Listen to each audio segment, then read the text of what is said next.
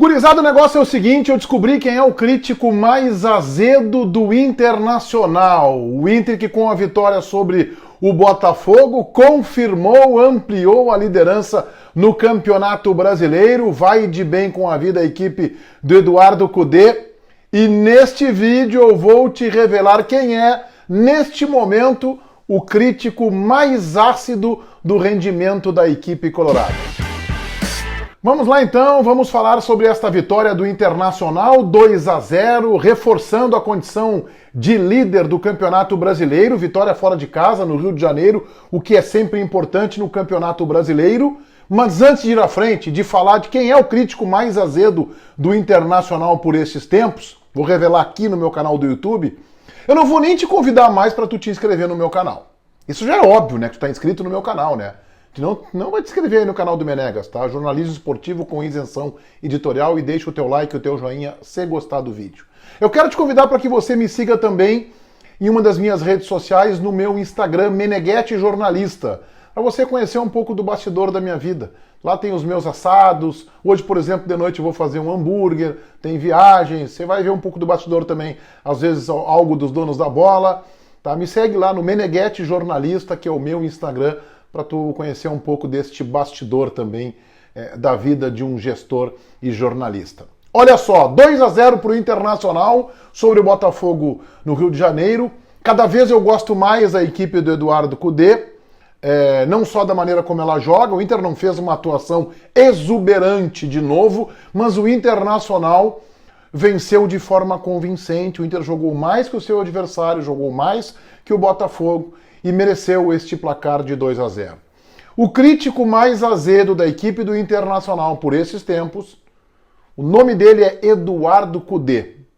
E isto é bom, isto é saudável, e aqui eu estou fazendo um elogio ao treinador colorado.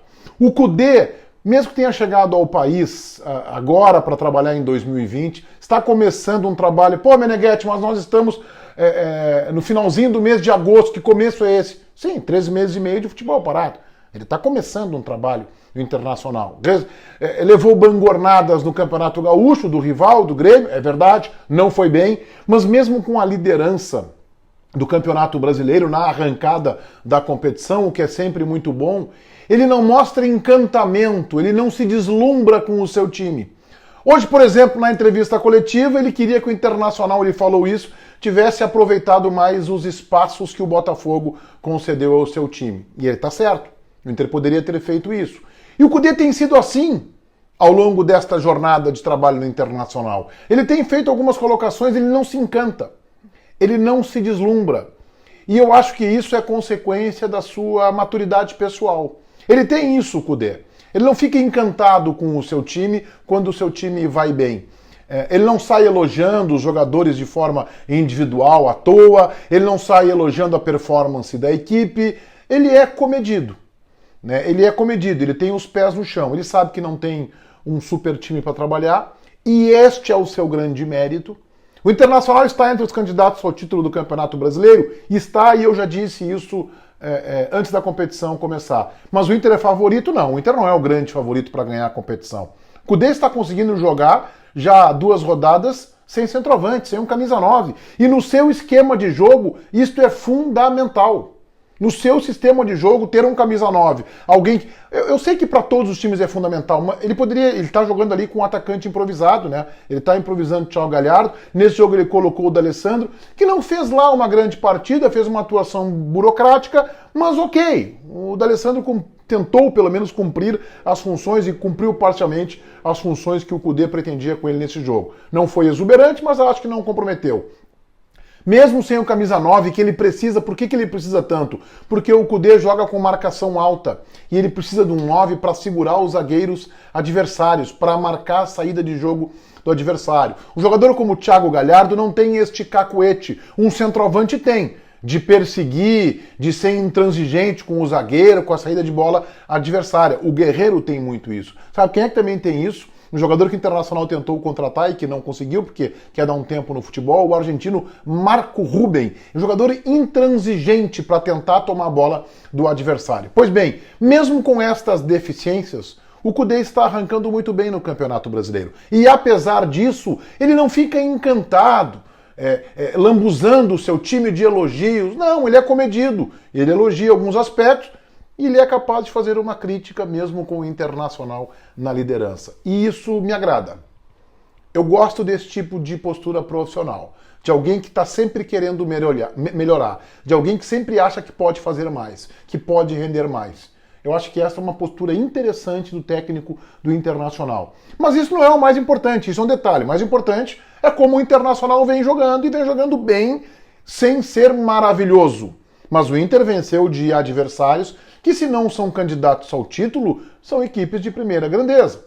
O Santos não é candidato ao título por enquanto, mas é uma equipe de primeira grandeza. O Botafogo também. Bem, o Atlético Mineiro, que o Inter venceu na rodada anterior, no Beira-Rio, este é candidato ao título. E eu acho que esse é candidato ao título da mesma grandeza do Internacional. Tem as mesmas possibilidades a equipe do São Paulo. É claro, reforços poderão chegar, a janela reabre em outubro, isso pode mudar um pouco a formatação das equipes, mas o Atlético é candidato.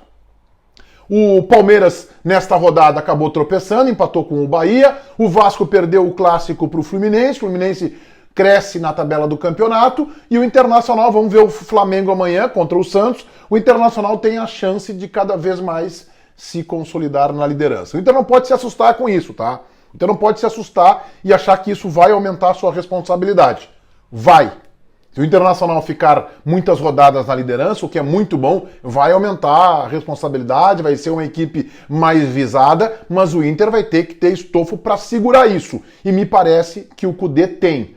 E vai tentar passar isso para o grupo de jogadores. Eu quero destacar ainda um episódio das coletivas do Internacional, fazer um elogio ao vice-presidente de futebol, Alessandro Barcelos. Eu tenho cobrado o Inter, desde que começou o namoro com o Alexandre Pato, por uma certa letargia, uma certa demora em se posicionar diante do que o jogador fez. O que o jogador fez? Recebeu a proposta do Internacional, pediu um tempo para pensar e ignorou. E a gente sabe que o Internacional tinha convicção de que o Pato em Porto Alegre, na sua casa, que é o estádio Beira-Rio, onde ele foi formado, onde ele ganhou a maior glória da sua vida, que é o Mundial de Clubes da FIFA com a camisa vermelha, o Internacional tinha a convicção de que ele poderia reencontrar o seu futebol que está perdido há mais de uma década. Pois bem, o Alessandro Barcelos, eu achava que o Internacional deveria dar um basta nessa negociação. E pelo que disse o Barcelos, hoje na coletiva, ele falou o seguinte: o Pato é página virada.